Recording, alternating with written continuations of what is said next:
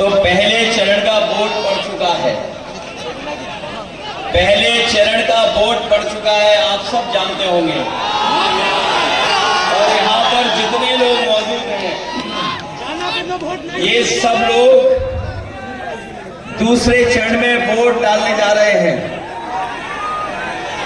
जो खबरें मिली थी, जो शुरुआती दौर में जब वोट पड़ना शुरू हुआ, थोड़ा बहुत सरकार के लोग जो उनकी आदत है वोट चोरी की, जो उनकी आदत है हमें आपको परेशान करने की, लेकिन मैं बधाई देना चाहता हूं अपने लाइन 10 वाले साथियों का कि तमाम रुकावटों के बाद भी यहाँ के मतदाताओं ने वोट डाल करके एक संदेश भेजने का काम किया है। चुनाव आधी सीट पे हुआ है, चुनाव आधी सीट पे हुआ है, लेकिन फैसला पूरा आ गया है। बताओ, बिहार में महागठबंधन की हवा चल रही है कि नहीं चल रही है? याद रखना, जब सरकार बदलेगी तब बिहार बदलेगा। और इस बार नौजवान, नई उम्र के, नई सोच के, बिहार को नया बनाने वाले और आगे बढ़ा करके ले जाने वाले नौजवान साथी तेजस्वी मुख्यमंत्री बनने जा रहे हैं। चुनाव है, ये बदलाव का चुनाव है। बदलाव का इसलिए चुनाव है कि बिहार के लोगों ने मन बना लिया है, बिहार के लोग मन बना चुके हैं कि इस बार 20 साल बिहार की सरकार का और 10 साल दिल्ली की सरकार का हिसाब किताब पूरा लेना है। बताओ, 30 साल का हिसाब किताब लेना है आपको। ये 20 साल का चुनाव नहीं है, ये 30 साल का हिसाब किताब लेने वाला चुनाव है। न केवल महंगाई बढ़ा रहे हैं, बल्कि हमारे नौजवान जानते होंगे जो इस देश की सेवा करना चाहते थे, वर्दी पहन करके सीमा की रक्षा करने वाले नौजवान अपने खेतों में भाग करके मेहनत कर करके फौज में जाना चाहते थे।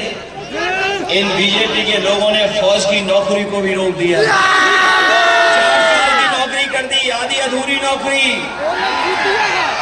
इसलिए नौजवानों, अगर आप कि जब भी हम लोगों को मौका मिलेगा, ये अग्निवीर व्यवस्था हमेशा हमेशा के लिए खत्म कर देंगे। मुझे खुशी है इस बात की, मुझे खुशी है इस बात की कि तेजस्वी जी ने तय किया है कि हर गरीब परिवार के एक नौजवान को नौकरी देने का काम करेंगे। न केवल नौकरी देंगे, बल्कि हमारे नौजवानों को सम्मान का जीवन और रोजगार मिल जाए वैसी व्यवस्था बिहार में बनाने का काम करेंगे। और जब नौकरी का वादा कर दिया तो ये बीजेपी वाले कहते हैं, पूछते नौकरी आएगी कहां से।